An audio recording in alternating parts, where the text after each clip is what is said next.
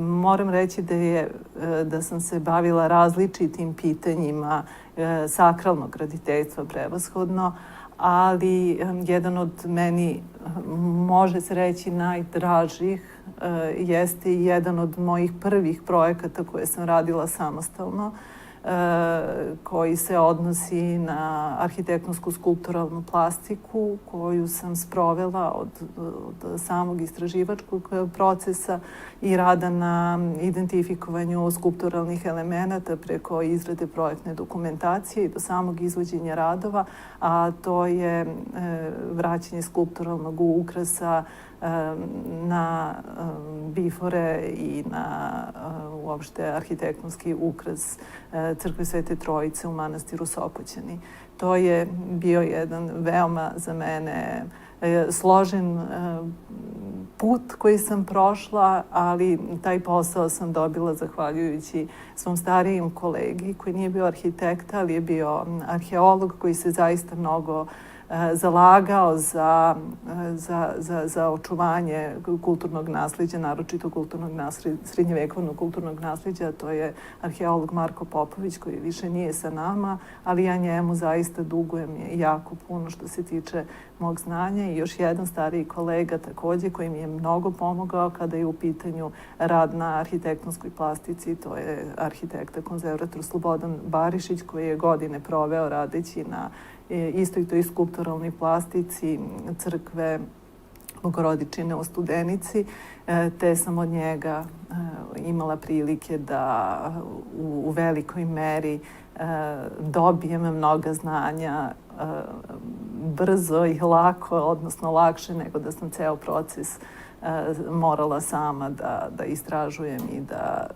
da na neki način dolazim do najboljih metodoloških postupaka koji se mogu primeniti u restauraciji tako jednog specifičnog arhitektonskog ukrasa kao što je ukras na crkvama, srednjevekovnim crkvama Nemanjićkog perioda. Vi ste dobitnik nagrade Društva konzervatora za 2018. godinu. Za šta ste dobili tu nagradu i koliko vas raduju te nagrade koje dobijete od ljudi koji su iz vaše profesije? Pa da, 2018. godine dobila sam nagradu Društva konzervatora Srbije. To je naše strukovno udruženje, veoma važno i dragoceno za sve koji se bave konzervacijom i restauracijom i svakako da je nagrada negde potvrda, mogu reći, i truda i rada na samom spomeničkom nasleđu i meni naravno veoma znači taj čin kolega koji su u tom trenutku imali znatno više iskustva nego ja i koji su odlučivali o tome ko će dobiti godišnju nagradu 2018. godine, te sam zaista bila počastvovana, a dobila sam je za restauraciju bifore na zapadnoj fasadi Bogorodičine crkve u Studenici, što je takođe bio jedan zaista profesionalni izazov rešiti pitanje prvobitnog izgleda i zapravo restaurirati jednu lunetu koja se sastojala iz više delova koje su pronalaženi tokom arheoloških istraživanja, uopšte tokom istraživanja u okviru manastira Studenice, te je i taj poduhvat na neki način bio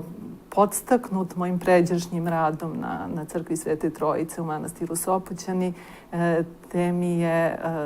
prelazak u manastir Studenicu, zapravo jedan od najznačajnijih naših srednjevekovnih kompleksa, bio utoliko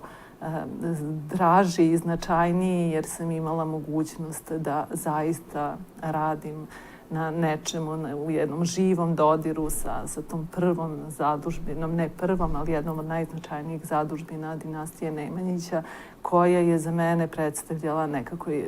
moram priznati, i vrhunac u jednom konzervatorskom sazrevanju, ako mogu tako da kažem.